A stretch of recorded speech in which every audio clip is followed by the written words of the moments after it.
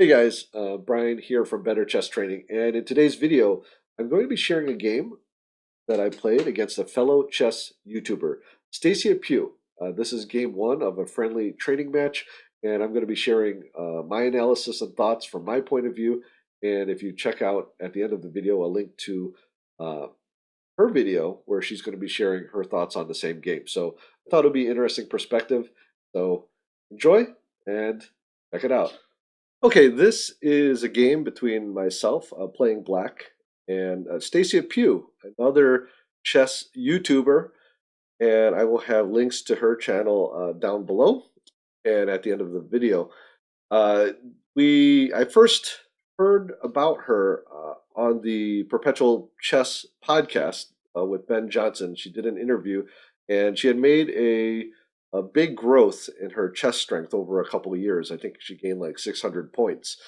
So he interviewed her about some of her training methods and some of her ideas about chess. So I thought she would be an interesting person to talk to as well as play. And we decided to do a couple videos together, and we played a match on chess.com with a time control of 30 minutes with a 10-second increment.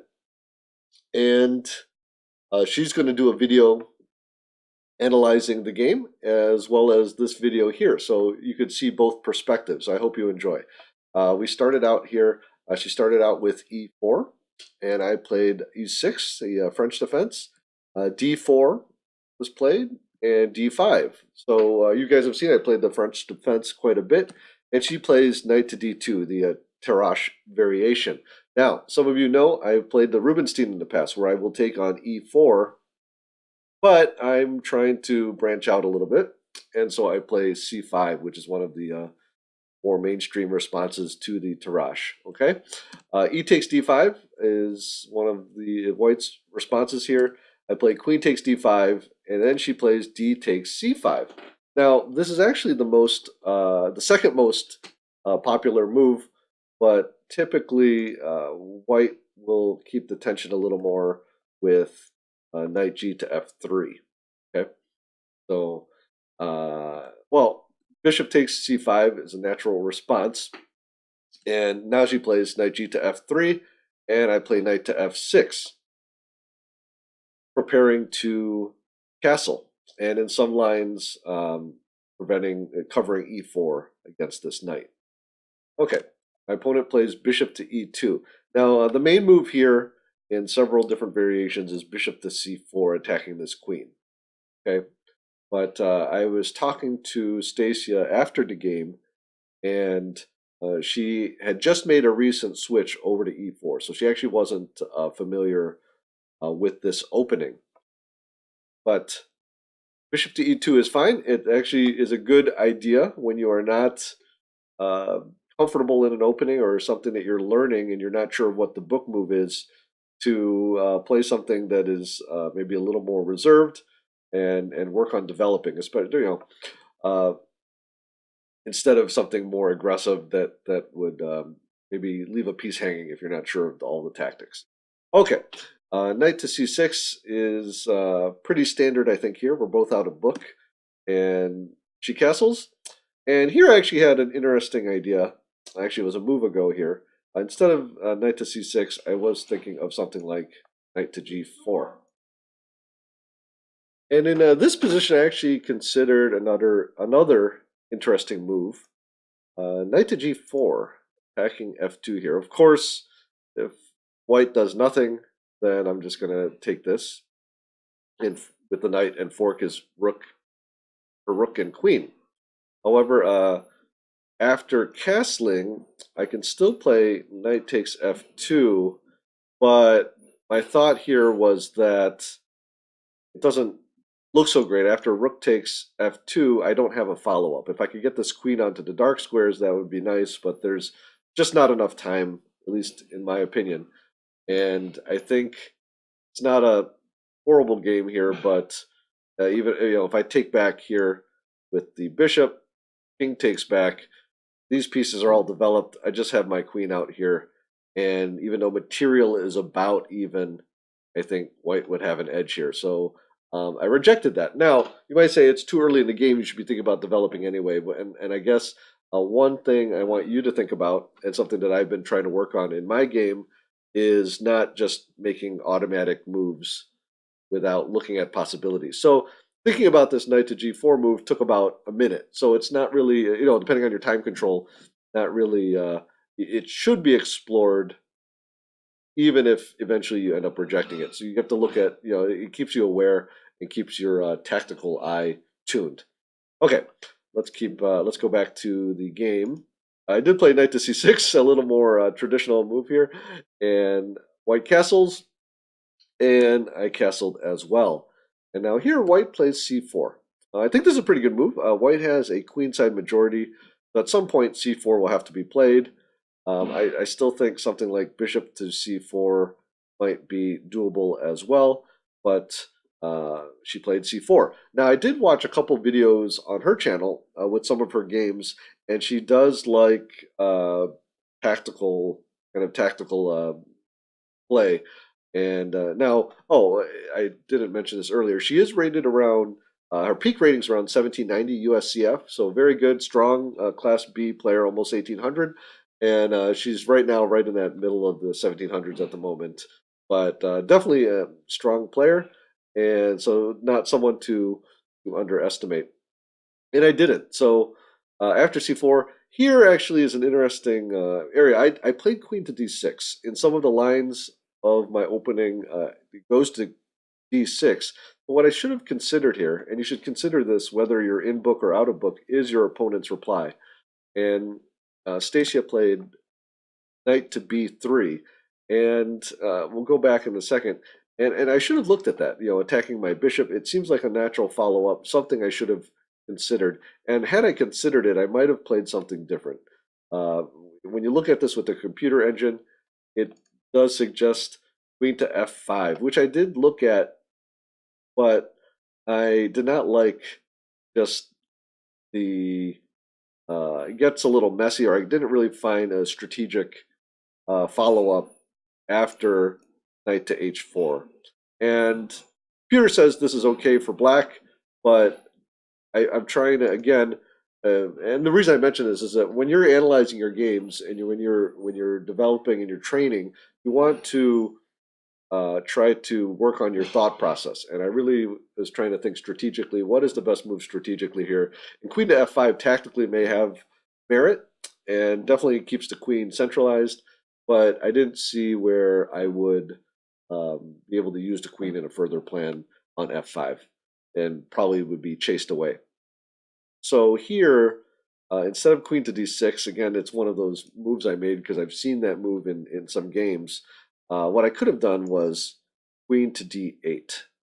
And although that doesn't seem like that big of a difference, the difference is here is after knight to b3, now I can actually drop this bishop here.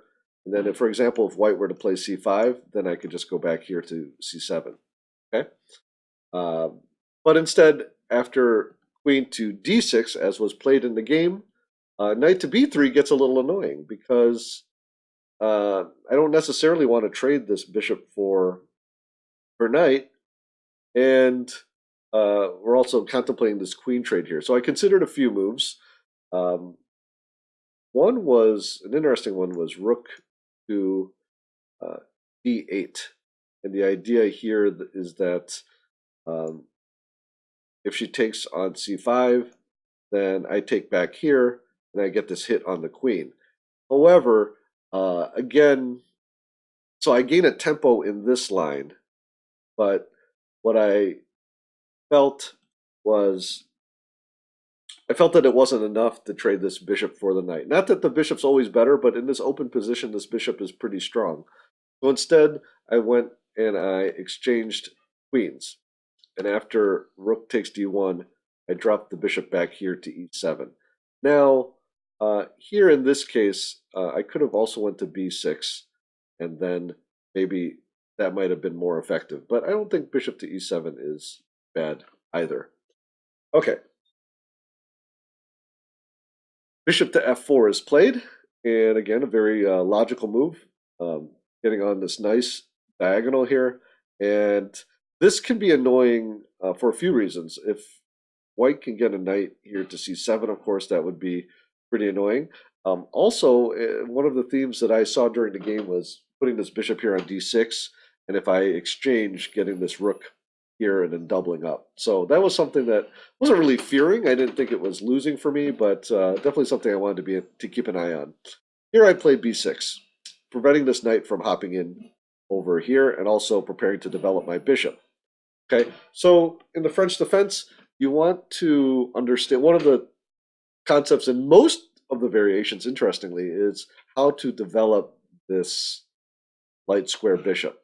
So you want to have that in mind when you're studying the opening. How does this bishop get developed in each particular variation? And so typically you go via d7 over to c6, or in many variations over here to b7. And I think you guys have seen me play that before as well. Okay, so from here, knight to d4. And here I had a choice. Of course, whenever you're being attacked, you want to consider whether you should exchange. So here I considered knight takes d4, but then during the game I saw that knight takes d4, bishop to b7, knight to b5 gets annoying with this knight coming in here to c7. And you can see this rook is now running out of places to go. Again, I can of course bring it to d8 and challenge his rook, but the idea here is I was trying to limit my opponent's options. Okay, so instead I take the course of developing here, bishop to b7. My opponent played knight takes c6. Of course, bishop takes c6 is natural, and here she plays knight to e5. Very nice move, centralizing this knight, attacking my bishop, and has a lot of scope in this area. So strategically, the next battles should be fought over this d file, and so I wanted to be very careful of that and try not to give my opponent any entry points here for this rook. That was part of my reasoning for the last several moves, but also in the next coming moves. Okay, I played bishop to b7. There's really no other choice here. I want to prevent this knight from coming in here, and luckily my knight is protecting here. Now here she plays not a horrible move, but a little bit of an inaccuracy. She plays knight to d7. And I see her idea here that she's attacking this rook, and also she's trying to get this rook in here on d7. So if I were to play, of course, knight takes d7, then I instantly will lose a piece here because both of these bishops are forked. So of course I avoided that. And rook fd8 I think is the best move, avoiding getting my rook captured, but also putting it here to contest this rook. Now the next couple moves, I actually saw the tactics, and in our post-mortem, I think Stacia kind of just missed looking at one extra move forward here, because here she takes on f6. Okay, and the problem is after bishop takes f6, then we have a situation where this loss of a pawn is forced. Okay, and so let's just take a look at that. She cannot move it because it is pinned. See that here. And if she were to play rook to b1 to protect it, then bishop to e5 is quite annoying and should be an advantage to me as well. She decides to let that pawn go. She plays bishop to e3. Probably it's a reasonable move here. The other thing here is that now she's threatening moves like c5 to break up these pawns. So even though she might be a pawn down, if she can inflict a weakness and then start working on it, she might be able to win that pawn back. Okay, so even though here I'm going to win a pawn with bishop takes b2, rook to b1 was played, bishop to a3. This position I do consider to be to my advantage, but there's still a lot of play in the position. c5, the big threat, which is why I played bishop to a3. And with the d file still being contested, the game is not totally won yet. so I still need to play some good moves. So Stacia here played rook to d3. She's attacking my bishop, and she's also threatening to double rooks here on the d file. A couple options here that I considered. One is to take here on d3. Rook takes d3. Bishop takes e3, and I'd probably play something like rook to d3 afterwards. I think this is fairly strong because she has to take a tempo to protect this bishop. Then I can move on with a healthy pawn advantage. However, I went for slightly different route, although it ends up with a similar position here, and I played bishop to e4. And I did see that I didn't really win the exchange here because rook takes d8 check, rook takes d8, which is played in a game, and then he plays rook to d1. So here's a good spot to assess the position. We see that material is, the main difference is the material difference, which is an extra pawn for black. Both of us have the two bishops, and we have these rooks. So my consideration here, there's two plans that I considered during the game. One is to exchange rooks and then play a pawn up and try to attack these weak pawns. The second plan, or the second idea, would be to play rook to c8 with the idea of putting pressure onto weak pawns but keeping the rooks on. And this is a case where where simplification actually is the better choice, because here there's a tactical but strategical as well as a tactical refutation here with rook to d7. I saw this fairly quickly, but again, I guess part of the theme of today's video is that we want to consider the alternatives, even if we end up rejecting them. We want to make sure we're considering several alternatives, several plans, several candidate moves. Okay, so I actually end up trading rooks here. So here I decide to attack c pawn, and the specific idea here was to force bishop to b3 to protect it. So now this bishop is going to kind of stuck here, protecting these pawns for a little while, and then I can build up some activity with my other bishop and my king. So I bring my king into the game, plays f3 here, and that gives this bishop a little more scope, but also as another entry point for the king. King to e7, to f2, king to d6, and here bishop to d4. And part of the idea here was that I would play bishop to c5. And if I could trade these two bishops off, then it should be a fairly straightforward win, because then my king is in a better position to win this pawn here. And then two pawns up should be a fairly straightforward victory. So in this position, after bishop to e3, I have to be careful. Of course, my bishop is being attacked, but also I want to avoid an ending with bishops of opposite color. For example, if I played bishop takes e4 check right away, white's best move would not be to take this bishop, but instead to take this one. And then now this game becomes very drawish, because it will be difficult for me to advance, use my extra pawn, because my bishop can't support or can't contest her bishop, and her bishop cannot contest mine. So it end up being very drawish very quickly, and with what I thought was a decent advantage, I did not want that to happen.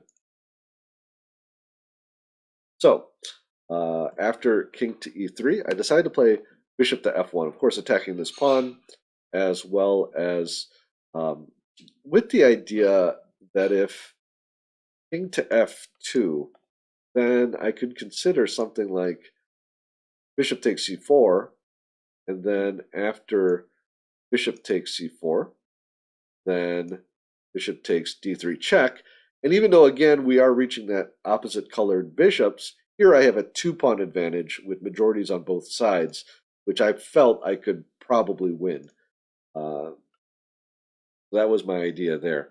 Later analysis shows that keeping pressure on these pawns here with bishop to b1 is probably better, and also avoids having that bishops of opposite color.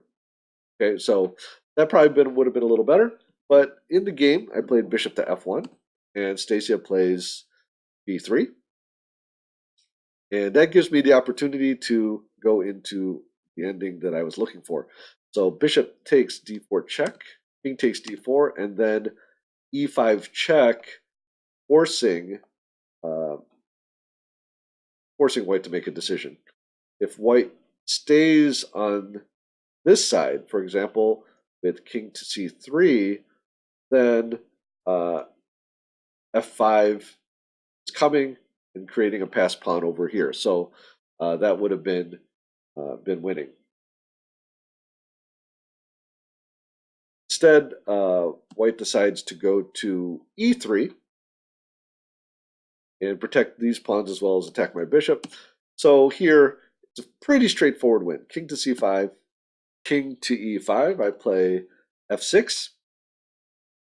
Okay, f4 is played. Now, in these types of positions, I have a definite advantage. I'm going to go up 2 pawns, so it's just simple to just trade pawns here.